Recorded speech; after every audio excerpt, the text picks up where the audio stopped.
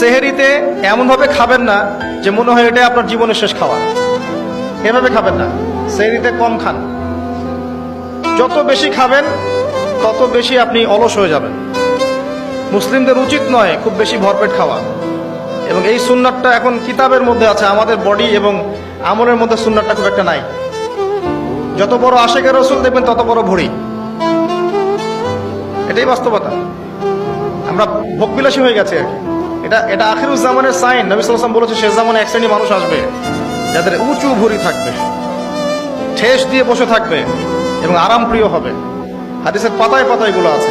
ইফতারেও কম খাবেন, ইফতারে সারাদিন রোজা রেখে বেশি খাবেন না।